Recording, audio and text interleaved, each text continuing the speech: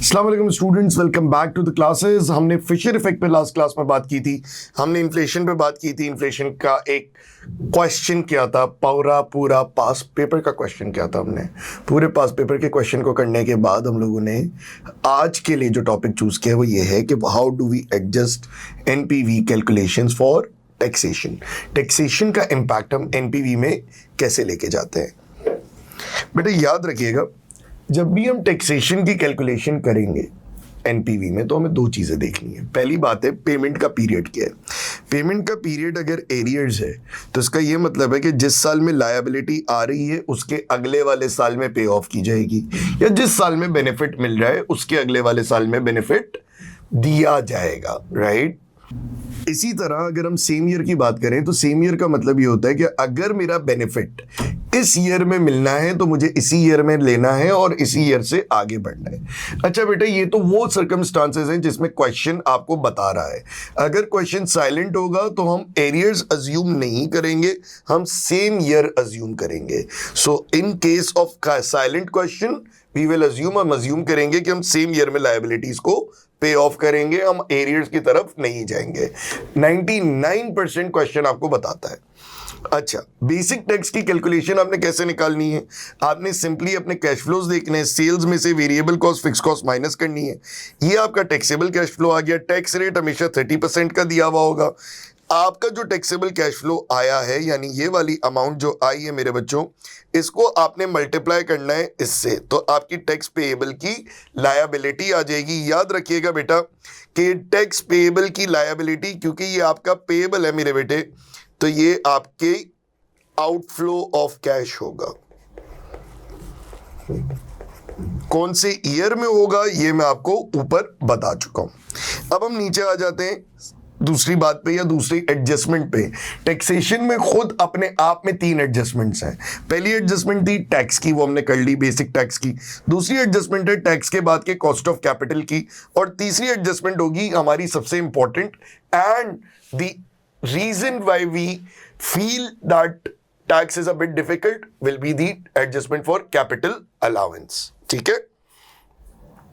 Post tax cost of capital की अगर मैं बात करूं तो आप हमेशा, अगर आपको 2 कॉस्ट ऑफ कैपिटल दिए हुए हैं तो आप हमेशा टैक्सेशन वाले सवालात में पोस्ट टैक्स वाला यूज करेंगे, प्री टैक्स वाला यूज नहीं करेंगे। टैक्सेशन से पहले वाला यूज नहीं करेंगे, टैक्सेशन के बाद वाला यूज करेंगे। ठीक है। और इंटरेस्ट पेमेंट क्यों हम ऐसे यूज कर रहे हैं, क्योंकि जो इंटरेस्ट पेमेंट है वो टैक्स अलाउएबल एक्सपेंस है। यानी आप जो F6 पढ़ के आ रहे हैं उनको पता होगा कि टैक्स अलाउएबल एक्सपेंस कोई भी ऐसा एक्सपेंस होता है जो आगे जाके आपको टैक्स रिलीफ दे देता है। आगे जाके आपको मेरे बच्चों टैक्स रिलीफ दे देता है, आपको अलाउ कर देता है कि ओके ठीक है, तुमने ये खर्चा क्योंकि आज कर लिया है तो अब तुम ये खर्चा जब अब तो हम तुम्हें इस खर्चे पे रिलीफ दे देंगे, अब हम तुम्हें इस खर्चे पे आसानी दे देंगे। क्या ये बात क्लियर है बेटा? तो सर अभी तक हमने 2 चीजें की, बेसिक टैक्स की कैलकुलेशन की और हमने बात की पोस्ट टैक्स इंटरेस्ट रेट के ऊपर। क्लियर? आगे बढ़ते हैं। अच्छा भाई, as the name suggest capital allowance का मतलब क्या होता है। कैपिटल अलाउंस का मतलब ये होता है कि देखिए मेरे बच्चों, हम एज एन इन्वेस्टर पैसा लगाते हैं, राइट। मैं एज एन इन्वेस्टर एक कंट्री में पैसा लगा रहा हूं, मैं पैसा भी लगाऊं, मैं तुम्हें प्रॉफिट पे भी टैक्स दे दूं, मतलब आप समझ रहे हैं, मैं पैसा लगा रहा हूं, ओके वेरी गुड, पैसा लगा दिया। अब जो मैं कमाऊंगा यानी जो मेरा प्रॉफिट होगा उस पे भाइयों मैं उस पे टैक्स भी दूंगा। तो मतलब मैं अगर 100 रुपए लगा रहा हूं तो पहले ही मैं उसके ऊपर 30-40 रुपए कमाऊंगा और उस 30-40 रुपए भी मैं 30% टैक्स दे दूंगा। तो मेरी जेब में क्या आएगा, मैं क्यों लगाऊं ये पैसा।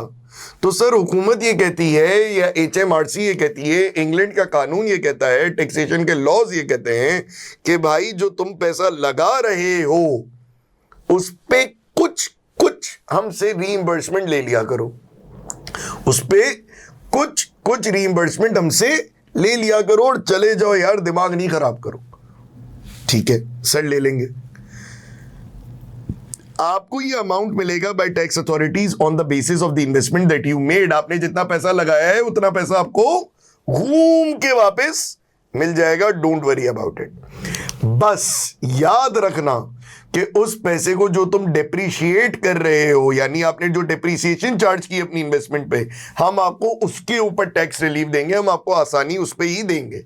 जितनी तुमने इस्तेमाल की उतनी हम आसानी देंगे। डेप्रीसिएशन का मतलब यही होता है ना, आप यूजफुल लाइफ ऑफ एसेट के ऊपर एसेट की वैल्यू को डिस्ट्रीब्यूट कर दो, या यूजफुलनेस ऑफ एसेट के ऊपर एसेट की वैल्यू को डिस्ट्रीब्यूट कर दो। आपसे यही मांग रहा है, आप जिस तरह उसको डिस्ट्रीब्यूट करोगे उतना आपको टैक्स रिलीफ वापस मिलता जाएगा। ओके, तो आप कैपिटल अलाउंस कैसे निकालते हो, वही वाली बात, दो मेथड्स हैं, बड़े बड़े, रिड्यूसिंग बैलेंस और स्ट्रेट लाइन। अच्छा, अब आपको क्लेम कब करनी है, इसके तीन केसेस बनते हैं। पहला केस है कि अगर आपने इन्वेस्टमेंट की है eight the end of year 0। दूसरा केस है कि आपने इन्वेस्टमेंट की at the start of year 1। और तीसरा केस है कि क्वेश्चन ही खामोश है, हमें नहीं पता क्वेश्चन क्या कहना चाह रहे हैं, क्योंकि क्वेश्चन ने हमसे कोई बात की ही नहीं है। तो सर आ जाओ एक टेबल बनाते हैं और उस टेबल से समझते हैं कि इन तीन केसेस में क्या मामला रहेगा। अच्छा यार, ये हमें कैसे पता चलेगा कि कौन सा केस अप्लाई करना है, कौन सा केस अप्लाई करना है मेरे बच्चों? ये आपको पता चलेगा by having the date of the investment. So यहां पे हम लिख लेते हैं, case will be determined on date of investment। आपने जब इन्वेस्टमेंट की है आपको उस डेट के हिसाब से ये केस डिटरमिन होगा, राइट? अब हम देख लेते हैं, अगर हमने ईयर 0 के एंड में इन्वेस्टमेंट की है तो हम कैपिटल अलाउंस की कैलकुलेशन भी ईयर 0 में करेंगे, उसकी टैक्स सेविंग भी ईयर 0 में लेंगे, और अगर एरियर्स का केस है तो 0 में मिलने वाला एडवांटेज या मिल जाएगा। क्या बोला मैंने? अगर मैंने investment at the end of the year, यानी at the end of year 0 आज, लेकिन साल के आखिर में 31 दिसंबर 2025 को की है, तो 2025 में ही मुझे कैपिटल अलाउंस कैलकुलेट करना पड़ेगा, 2025 में ही मुझे टैक्स की सेविंग मिलेगी। और अगर एरियर्स का केस है तो मुझे टैक्स की सेविंग 2026 में मिल जाएगी। सिंपल। अगर मैंने at the start of year 1 किया है, यानी 2026 में किया है, 1 जनवरी 2026, तो आज कैलकुलेट करूंगा, आज ही टैक्स सेविंग लूंगा। और अगर एरियर्स का केस है तो ईयर 2 यानी 2027 में मुझे ये एडवांटेज मिल जाएगा। क्लियर? और भाई अगर क्वेश्चन ही साइलेंट है, अगर क्वेश्चन ही साइलेंट है तो मैं ऊपर वाला केस अज्यूम करूंगा, यानी at the start of year 1 वाला, कि ईयर 1 में कैलकुलेट किया, ईयर 1 में टैक्स सेविंग शो की, और एरियर्स है तो ईयर 2 में ले लिया एडवांटेज और आगे बढ़ गए जिंदगी में। क्या ये बात क्लियर है बेटा? आगे बढ़ते हैं, एक छोटा सा क्वेश्चन देखते हैं, फिर एक पास पेपर देखते हैं। छोटा सा क्वेश्चन ये है कि अगर मैं एग्जांपल ले रहा हूं टैक्स अलाउंस का, तो इन्वेस्टमेंट है मेरी $10,000 की, मेथड है रिड्यूसिंग बैलेंस 25%, लाइफ है 4 साल और स्क्रैप वैल्यू 0 है। टैक्स की पॉलिसी है 30% सेम ईयर। अच्छा, ईयर 1 का निकालते हैं, 2 का निकालते हैं, 3 का निकालते हैं, 4 में प्रॉब्लम है, यानी लाइफ के एंड में प्रॉब्लम है। लिख लो अपने पास, लिख लो अपने पास, issue at the end of life. वही वाली बात है, जैसे इंसान के इश्यूज उसकी जिंदगी के आखिर में आते हैं, इसी तरह इसके इश्यूज भी at the end of life आएंगे। Issues at the end of life. ठीक है बेटा? स्क्रैप वैल्यू आपका 0 है, टैक्स पॉलिसी 30% है, और पैसे आपको सेम ईयर में मिलेंगे। क्वेश्चन हमारा साइलेंट है, तो क्वेश्चन अगर इन्वेस्टमेंट की डेट के मुकाबले में साइलेंट है या डेट के हिसाब से साइलेंट है, तो हम अज्यूम करेंगे कि हम ईयर 1 से चलेंगे। क्लियर? ईयर 1 से चलते हैं भाई। ईयर 1 से चले, आपने फॉर्मूला याद होगा आप सबको रिड्यूसिंग बैलेंस मेथड का, सर जुनैद ने भी करवाया होगा, F1 में, F7 में, F3 में आप लोगों ने बार बार ये फॉर्मूला यूज किया होगा, आज भी करते हैं। Cost minus accumulated depreciation into depreciation percentage. 3 साल का निकालते हैं पहले, बगैर ये सोचे कि चौथे साल में क्या होगा। इसको जाने दो, इसको जाने दो, अभी पहले जहां है उसका देख लो। गौर से 2 मिनट मेरी बात समझो। Year 1 cost was 10,000, accumulated depreciation was 0, multiply by cost was 10,000, accumulated depreciation was 0 multiplied by 25%। तो ये हो गया 10,000 का 25%, यह आ गया आपके पास 2,500। Capital allowance 2,500। टैक्स सेविंग हमेशा मुझे टैक्स रेट पे मिलेगी, टैक्स सेविंग हमेशा मुझे टैक्स के रेट पे मिलेगी। ठीक है, आपने टैक्स रेट लिख लिया तो आपको पता चल जाएगा कि टैक्स सेविंग ऐसे ही मिलेगी। मैं यहां पे एक और स्टिकी नोट लगा देता हूं कि tax saving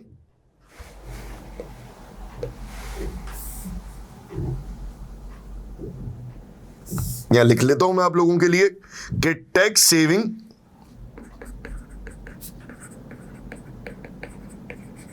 will be capital allowance multiply by tax rate. Okay बच्चा, आपने कैपिटल अलाउंस को टैक्स रेट से मल्टीप्लाई किया तो आपके पास टैक्स की सेविंग आ गई। तो 2,500 को 30 से मल्टीप्लाई किया, $750 की सेविंग हो गई। अब क्योंकि ये सेविंग है तो ये आपका इनफ्लो होगा, ये क्योंकि सेविंग है तो आपका इनफ्लो होगा। ये बात याद है? आगे बढ़ते हैं, ईयर 2 पे आ जाते हैं। अगेन 10,000 माइनस 2,500 इंटू 25%, यह आ गया आपका ईयर 2 का कैपिटल अलाउंस। टैक्स सेविंग कैसे निकलेगी? Multiply by tax rate. ये रहा, इन दोनों को आपस में मल्टीप्लाई किया to get to the tax saving. Year 3 में भी सेम, अक्यूमुलेटेड है तो ईयर 1 की और ईयर 2 की डिप्रिसिएशन दोनों लेके जाएंगे तो ईयर 3 की आएगी। मल्टीप्लाई किया बाय 25% तो आपके पास कैपिटल अलाउंस की वैल्यू आ गई। इसको मल्टीप्लाई किया बाय टैक्स रेट तो आपके पास सेविंग की वैल्यू आ गई। क्लियर? अब आ जाओ, रिपीट कर लेते हैं। यहां तक की सारी कहानी बिल्कुल क्रिस्टल की तरह क्लियर होगी। अभी तक कोई मेजर मुश्किल कैलकुलेशन नहीं आई है, आगे आएगी, उस पर वर्क करता है। सर ईयर 4 में या एंड ऑफ लाइफ में हमारा निकलता है बैलेंसिंग अलाउंस या बैलेंसिंग चार्ज। ईयर 4 में यानी एंड ऑफ लाइफ में हमारा निकलता है बैलेंसिंग अलाउंस या बैलेंसिंग चार्ज। तो एक स्टिकी नोट लगाते हैं यहां पे,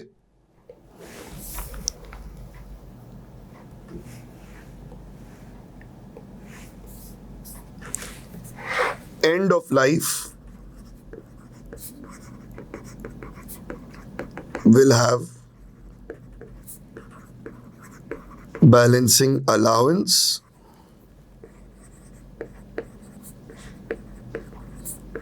or charge। ठीक है बेटा, अब आप पहले कर लेते हैं बैलेंसिंग अलाउंस की या चार्ज की कैलकुलेशन। याद रखना, अगर बैलेंसिंग अलाउंस है यानी आपने पैसे कम क्लेम किए हैं और आपका क्लेम बनता है तो ऑब्वियसली आपको पैसे मिलेंगे, और बैलेंसिंग चार्ज है तो आपको पैसे देने पड़ेंगे, you will be charged tax over it. ठीक है, तो इसका फॉर्मूला होता है आपकी investment minus already claimed amount minus the scrap value. अगर पॉजिटिव आ रही है तो बैलेंसिंग अलाउंस है और नेगेटिव आ रही है तो बैलेंसिंग चार्ज है। Investment minus amount already claimed. इसको अगर मैं आपको सिंपल लफ्जों में बताऊं तो हम ऊपर वाले केस के हिसाब से करें तो एंड ऑफ लाइफ से पहले की accumulated depreciation, and of life से प्रीवियस एक्यूमुलेटेड डिप्रिसिएशन। सही है, वरना आप इसको यूं कर लो कि भाई जो एंड ऑफ लाइफ से पहले पहले की जितनी डिप्रिसिएशन थी उसको ऐड करोगे तो ये अमाउंट आ जाएगी। क्लियर? इसमें से स्क्रैप वैल्यू माइनस करो। सर स्क्रैप वैल्यू क्यों माइनस कर रहे हो? देखो मेरी बात सुनो, आप अगर इन्वेस्टमेंट करते हो $10,000 की या $10,000 की और आपको पता है कि मुझे $900 इसमें से बाद में मिल ही जाने जब मैं बेचूंगा, कबाड़ी वाला भी $900 में मेरी फैक्ट्री का माल उठा के चला जाएगा, तो बेसिकली आपने जो इन्वेस्टमेंट की है वो $9,100 की है। $900 का बेनिफिट तो आपको मिलेगा ना, वो तो आपको मिल गए। तो इसीलिए एचएमआरसी ये बोलती है कि हम स्क्रैप वैल्यू की अमाउंट आपके बेनिफिट में से हटवाएंगे आपसे। इधर देख लेते हैं, 10,000 ईयर 1, ईयर 2 और ईयर 3 की टू एक्यूमुलेटेड डेप्रिसिएशन 5781। इसमें से स्क्रैप वैल्यू आपने माइनस की और आपके पास आया 4219 का बैलेंसिंग अलाउंस। यानी इतने अमाउंट पे मैं मजीद 30% क्लेम कर सकता हूं। क्या ये बात क्लियर है?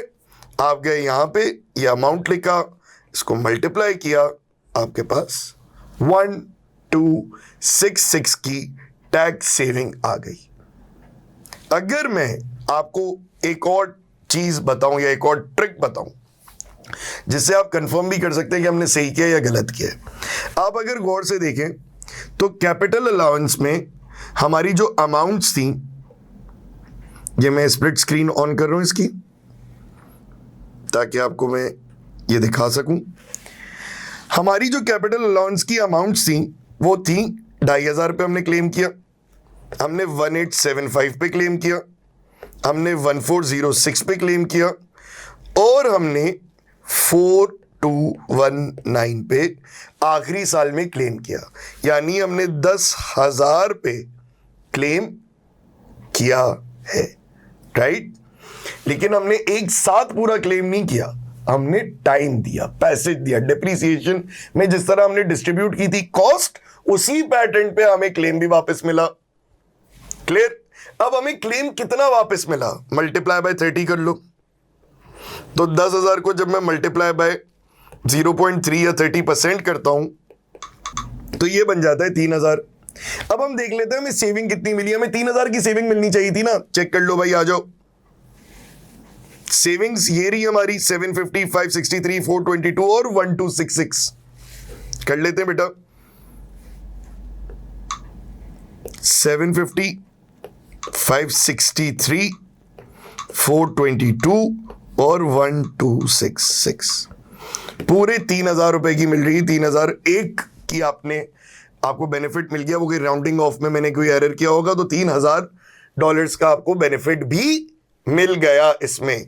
यानी अगर हम यहां देखें तो हमने इन्वेस्टमेंट जितनी की थी उतने का हमें बेनिफिट मिल गया। हमने इन्वेस्टमेंट की थी 10,000 की, हमें बेनिफिट भी मिल गया है। इसको 30 से मल्टीप्लाई करके सिर्फ यहां पे टोटल भी कर लेते हैं तो $3,000 का। क्या ये बात क्लियर? चलें अब क्वेश्चन कर लेते हैं, इसका स्टार्ट कर लेते हैं। ये क्वेश्चन कुछ चीजें हाईलाइट कर लेते हैं ताकि आगे हमें डेटा के लिए काम आए। हमने एक क्वेश्चन एक्सेल पे किया था, एक क्वेश्चन मैं आपको अभी बोर्ड पे सॉल्व करके दिखा रहा हूं। Let's do it right now. This is an investment in new machinery to produce recently developed product. The cost of the machinery, which is paid immediately, is 1.5 million, and the scrap value of the machine at the end of 4 years is expected to be 100,000. 1,00,000 रुपए scrap value है, ठीक है। Capital allowances can be claimed on this investment on a 25% reducing balance basis. ये जो 25% reducing balance basis बोल रहा है, ये डेप्रीसिएशन की परसेंटेज बता रहा है, ये टैक्स रेट नहीं है। हमारे बहुत सारे बच्चे 25% को टैक्स रेट अज्यूम कर लेते हैं, डेप्रीसिएशन की परसेंटेज है। मेरे बच्चों, ये टैक्स रेट नहीं है। Information on future return from the investment has been forecasted to be as follows. Sales price is 50 units per year. Sales volume is 50,000, 95,000, 140,000 and 75,000. Price 25, 24, 23, 23। यानी क्योंकि इसमें हर बार परसेंटेज मतलब price of the product change हो रहा है, तो inflation निकालने का तरीका भी डिफरेंट होगा। जैसे हमने प्रीवियसली किया था, क्योंकि उसमें प्राइस चेंज नहीं हो रहा था, तो हमने पीछे वाला उठाया, उसको 1.05 या जो भी परसेंटेज थी उससे मल्टीप्लाई कर दिया, उससे नहीं होगा ये। इसमें इस बार आपको पावर वाला मेथड यूज करना पड़ेगा, यानी 1 + i raised to the power n, where i is the rate of inflation। आपको ये यूज करना पड़ेगा क्योंकि वैल्यूज चेंज हो रही हैं। वेरिएबल प्राइस का भी आपको इसी तरह दिया हुआ है, वेरिएबल कॉस्ट, फिक्स कॉस्ट का आपको अगेन ऐसा ही दिया हुआ है। This information must be adjusted to allow for the selling price inflation of 4% per year and variable cost inflation of 2.5% per year.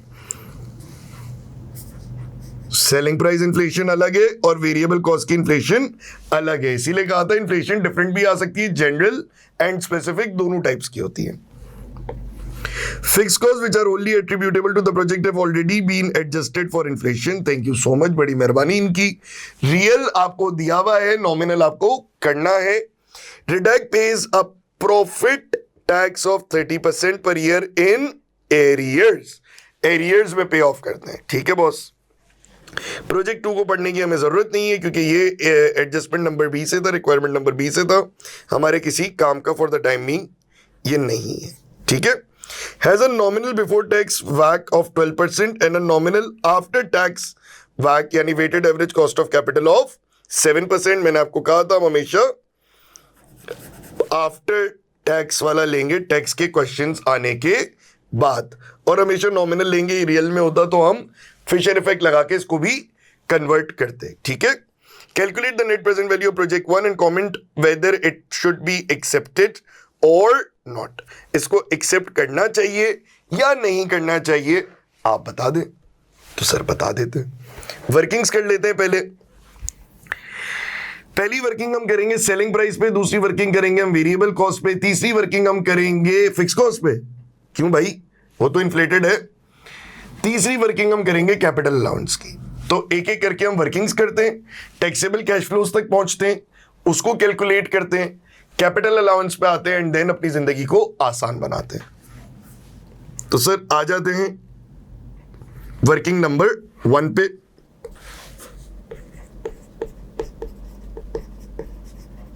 आपने एक वर्किंग की स्पेस आपको दी हुई होगी वैसे पेपर में, नहीं तो आपने क्वेश्चन के नीचे वर्किंग स्पेस ली। Working 1 sales year 1, year 2, year 3 and year 4। पहली सेल्स देखते हैं बेटा।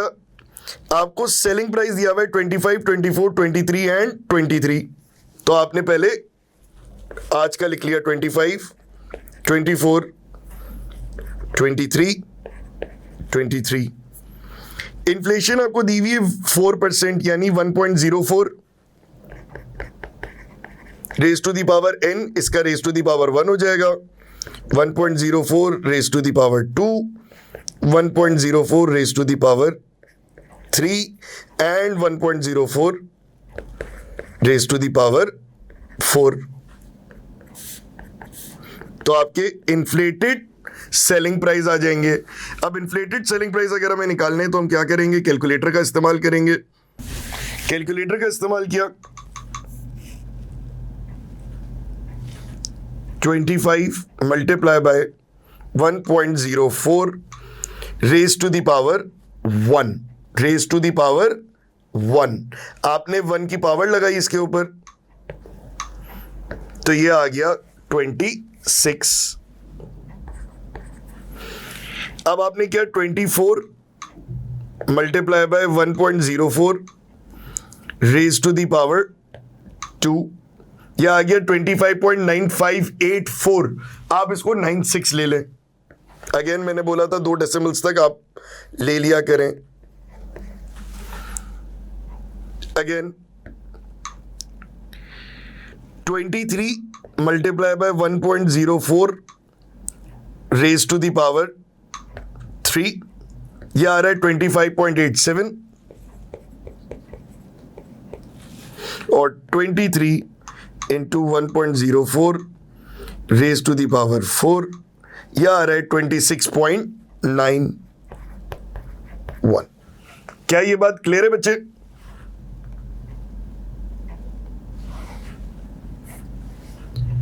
अब इसके साथ हम वैल्यू ले लेते हैं कितना माल हमने बेचा है उसकी। तो ये 50,000, 95, 140 एंड 75। 50,000, 95,000, 140,000 और 75,000। तो आपके पास सेल्स की वैल्यू आ जाएगी, आपके पास सेल्स की वैल्यू आ जाएगी। निकाल लेते हैं बेटा। 26 मल्टीप्लाई बाय 50,000, यह आ गया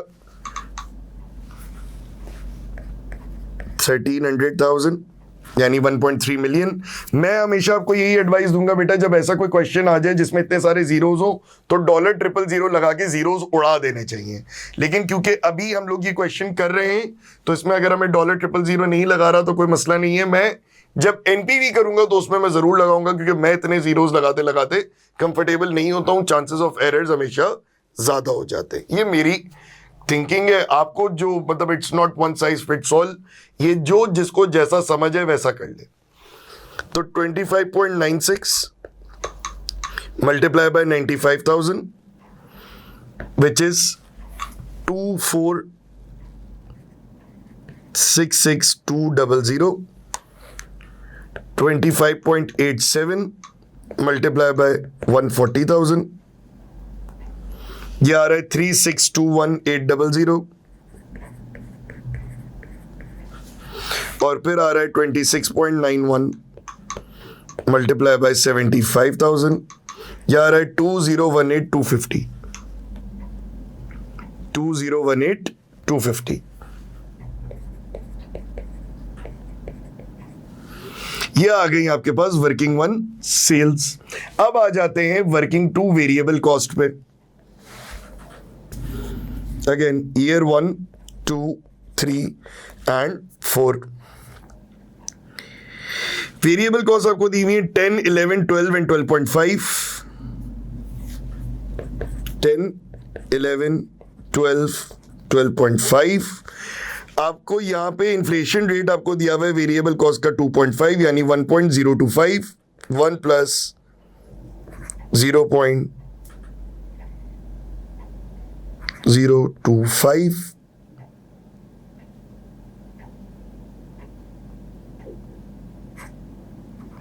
raised to the power 1. Again 1 plus 0.025 raised to the power 2, 1 plus 0.025 raised to the power 3 and 1 plus 0.025 raised to the power 4. आपने पहले इनको इन्फ्लेट करना है। 10 into 1.025 यह आ रहा है 10.25। 11 into 1.025 raised to the power 2, यह आ रहा है 11.556875, कुछ भी नहीं, 11.56। फिर 12 into 1.025 raised to the power 3, यह आ रहा है 12.92 and 12.5 into 1.025 raised to the power 4, यह आ रहा है 13.797 आ रहा है, तो हम इसको 13.8 कर लेते हैं। 0.80 या 13.8।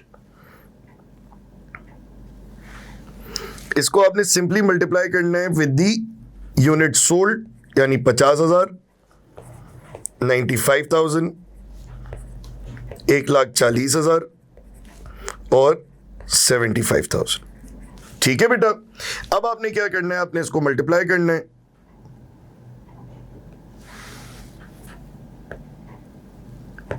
$10.25 मल्टीप्लाई बाय 50,000, 5,12,500।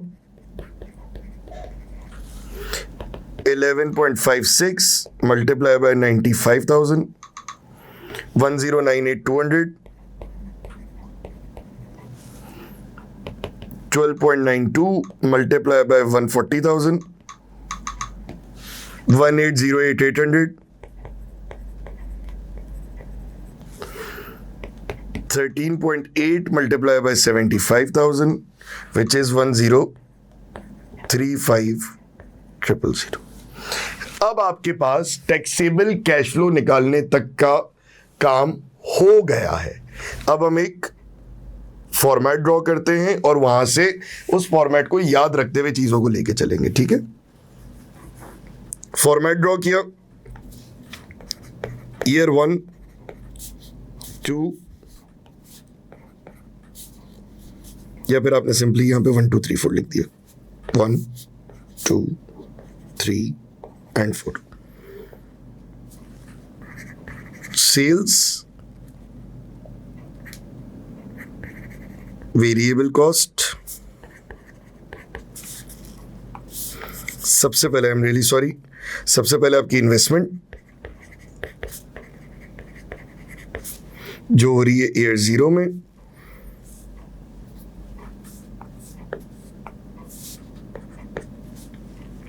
फिर आपके पास आ रही है sales, variable cost,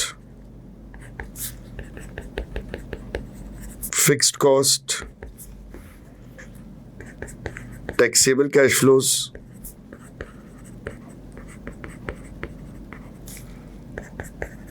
tax at 30%,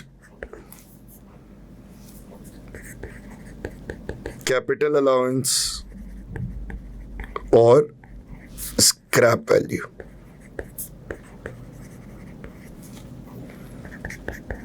net cash flow,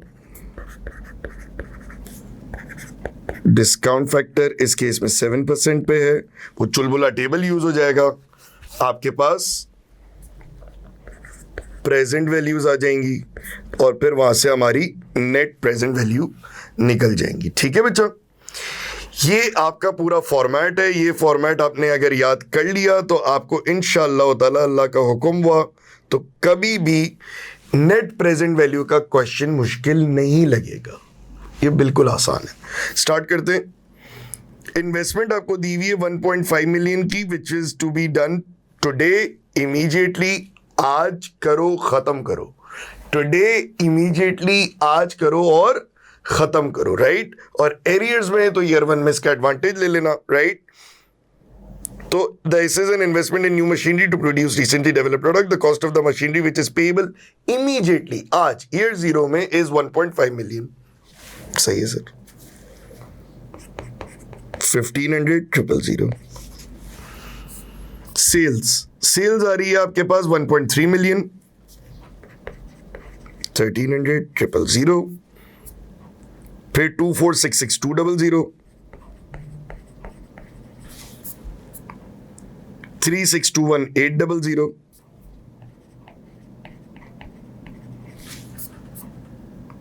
2018,250। ठीक है। अब इसमें से हम वेरिएबल कॉस्ट माइनस कर लेते हैं। ये आपके वर्किंग 1 में था और ये मेरे बच्चों आपके पास वर्किंग 2 में आ जाएगा। क्लियर है बेटा। अब आ जाते हैं वेरिएबल कॉस्ट पे। वेरिएबल कॉस्ट आपको दी हुई है 5,12,500, 5,12,500। इसके बाद आपको दी हुई है 10,98,200,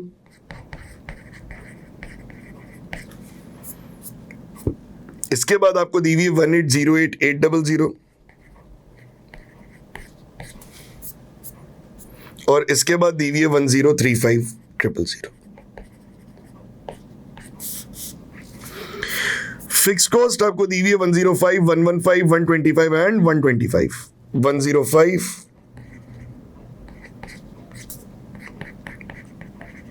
115, 125 एंड 125। अब आपने निकाले taxable cash flows.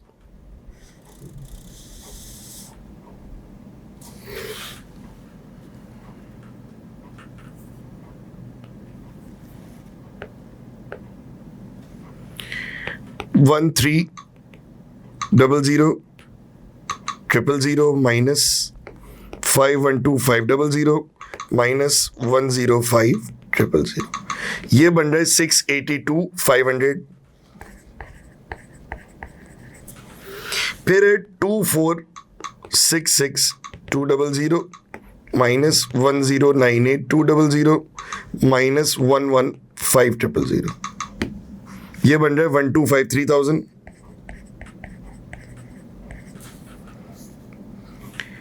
3,621,800 minus 1,808,800 minus 125,000, ये बन रहा है 1,688,000।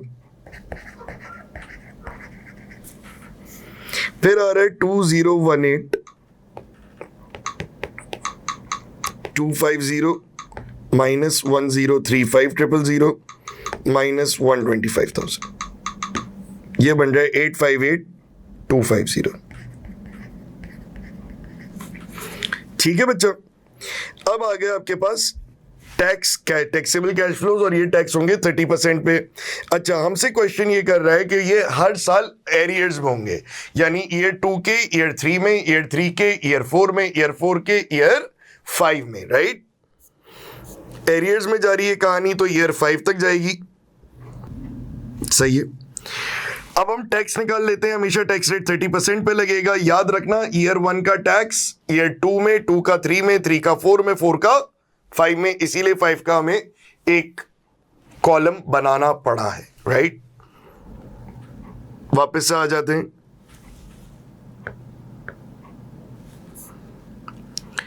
$682,500 का 30%, 204,750, ये मैं दूंगा यहां पे।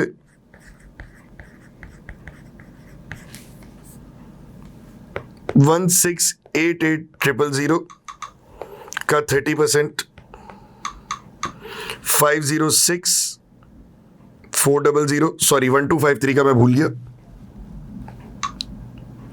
1,253,000 मल्टीप्लाई बाय 30%, ये बन रहा है 375,900, ये मैं यहां पे दूंगा। अब जो इसका था वो मैं यहां पे दे दूंगा, ये था 506,400,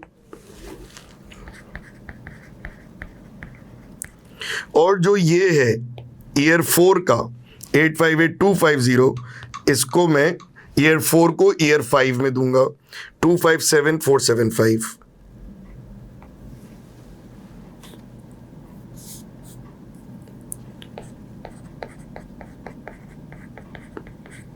सही है। अब कैपिटल अलाउंस और स्क्रैप वैल्यू की कैलकुलेशन की तरफ चले जाते हैं। Scrap value is a straight value, आप वो लिख लो पहले। ईयर 4 के एंड में आपको 1,00,000 रुपए मिल जाएंगे स्क्रैप वैल्यू की मद में, आपने पहले वो लिख लिया, स्क्रैप वैल्यू लिख ली। स्क्रैप वैल्यू पे कोई इन्फ्लेशन की बात हमसे नहीं की गई है, तो हम इन्फ्लेशन नहीं लगाएंगे, और अक्सर स्क्रैप वैल्यू की value eight the end of 4 years यानी इन्फ्लेटेड ही दी हुई होती है, right. Capital allowance is tax allowable depreciation can be claimed on the investment of 25% on a reducing balance method. चलो भाई आ जाओ कैपिटल अलाउंस की कैलकुलेशन पे। वर्किंग 3 कर रहे हैं अब हम।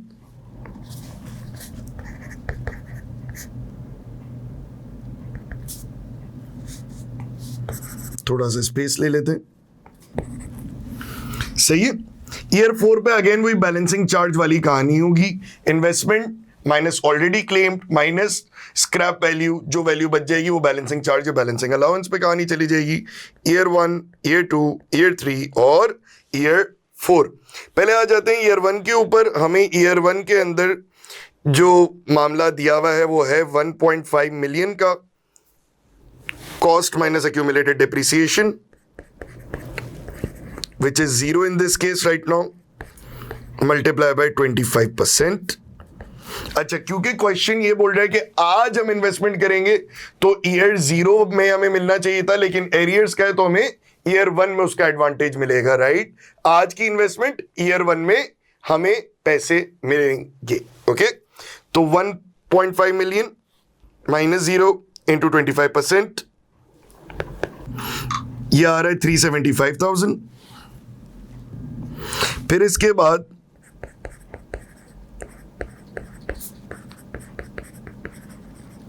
इंटू 25%, ये आ गया 281,250। ईयर 3 का कर लेते हैं,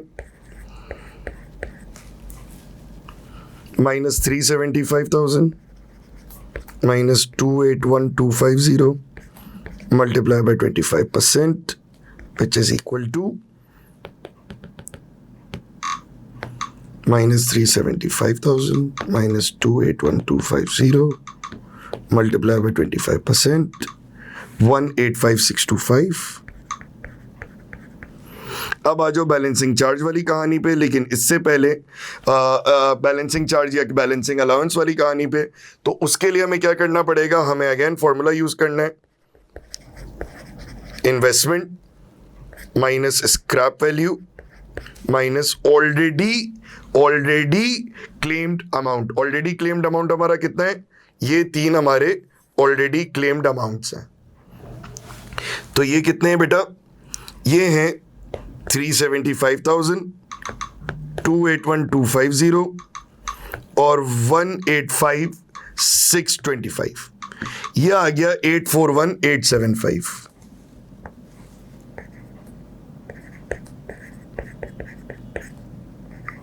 $841,875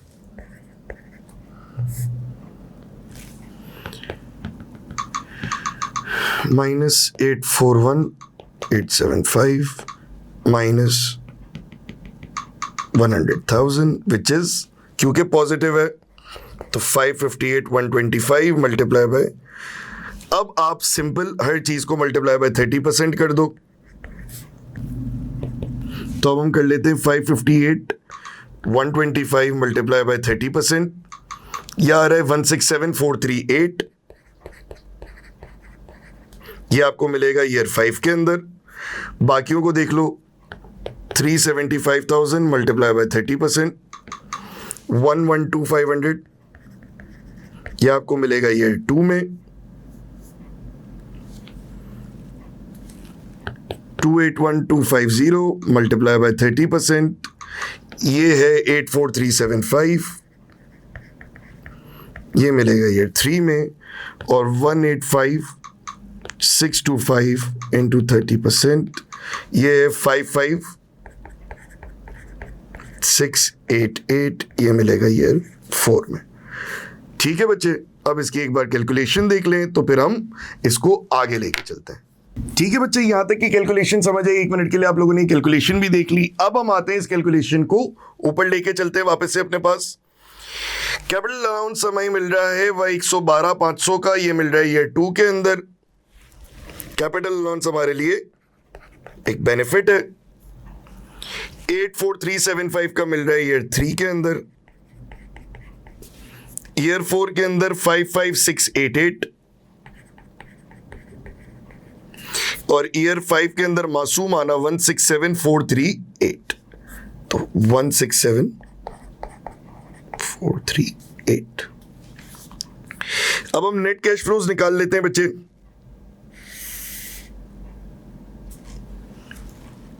सबसे आसान है ईयर 0 का निकालना। ठीक है, अब यहां पे देख लो, ईयर 1 के अंदर मजीद कोई कैलकुलेशन नहीं है, स्ट्रेट अवे कॉपी कर लो इसको। Just give me a second. 682,500। Year 2 से कैलकुलेशन करना शुरू करते हैं बच्चे। अगेन कैलकुलेटर्स आपके हाथ में होने चाहिए while you're doing it।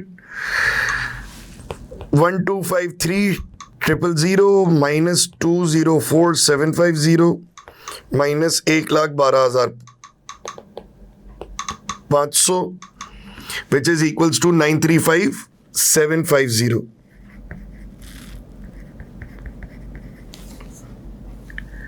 1,688,000 minus 375,900 minus 84375 122,725 858,250 minus 506,400 minus 556। यार एक ब्लंडर कर दिया मैंने कैलकुलेशन में, यहाँ पे मुझे ऐड करना था ईयर 1 के बाद से जो मैंने करवाया उसको वापस से कर लेते हैं, ठीक है। अच्छा भाई, ईयर 1 में कोई कैलकुलेशन नहीं थी, आपने स्ट्रेट अवे ये वैल्यू यहां पे लिख दी। ईयर 2 ऑनवर्ड्स आप कैलकुलेशन कर रहे हो, 1253000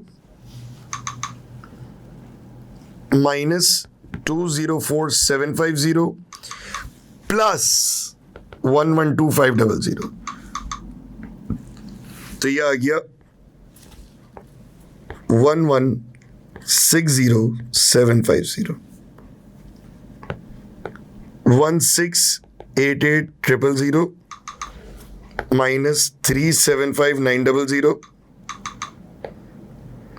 प्लस 84375, यह आ गया 1396475। अब 858250 माइनस 506400 प्लस 55688 प्लस 1,00,000 रुपए की स्क्रैप वैल्यू, तो ये बन रहा है 507538। अब आपके पास है माइनस 257475 प्लस 167438, ये बन रहा है 90,037 नेगेटिव।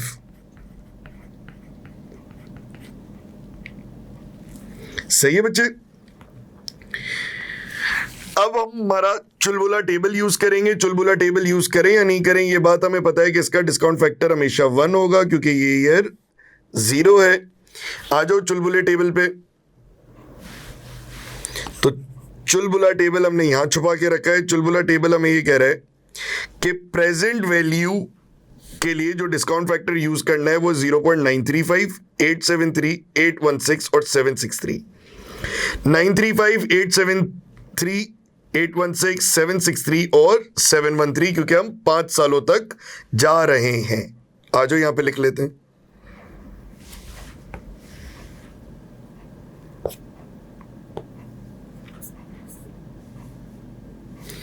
$0.935। कोई जरूरत नहीं है याद रखने की ये चीज, जो चीज आपको किस एग्जाम में अवेलेबल है। 873, 816, 873, 816,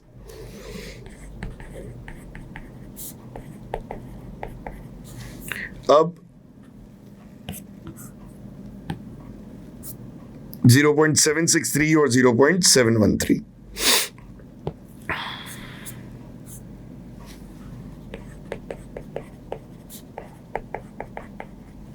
ठीक है बच्चा। अब यहां पे हम लोग प्रेजेंट वैल्यूज निकाल लेते हैं।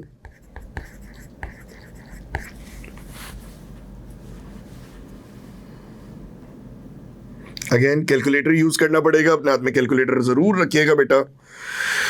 ये कह रहा है 682,500 multiply by 0.935 which is equivalent to 638,138 1160750 multiplied by 0.873 which is equivalent to 1013334 335, क्योंकि 0.75 था मैंने आगे राउंड अप कर दिया है। 1396475 multiplied by 0.816 which is 1139524 507538 multiplied by 0.763 387251 90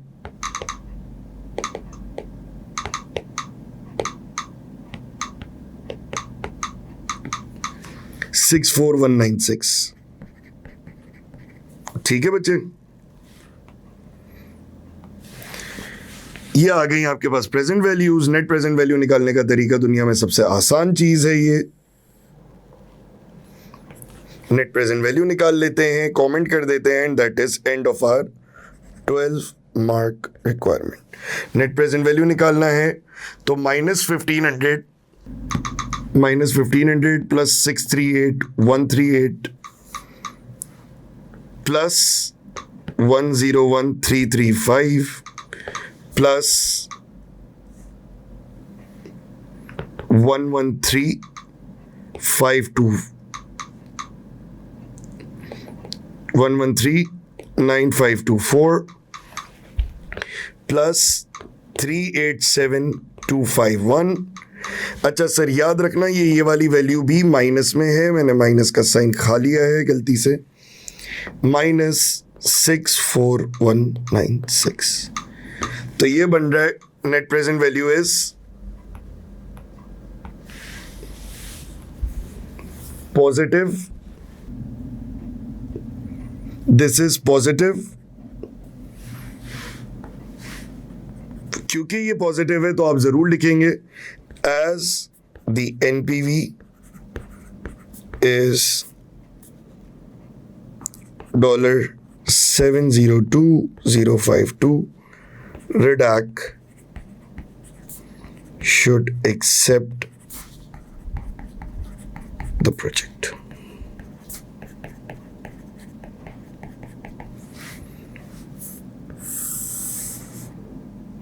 That's it for the requirement.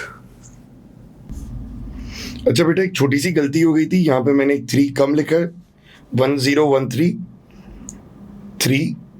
मतलब ये 0333 वाला 3 है और 4 यहाँ पे कम लिखने की वजह से आपकी net present value will be, अगर मैं अपने फोन की हिस्ट्री में चला जाऊं, इट्स गोइंग टू बी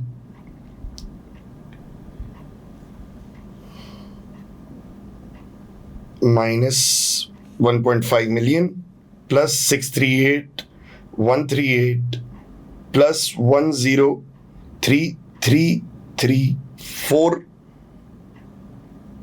अब मैं 1 खा गया हूँ, ये वाली वैल्यू बहुत कंफ्यूजिंग है भाई। 101,333,4 प्लस 113,9524 प्लस 387,251 माइनस 64,196, ये बन रही है 1614051।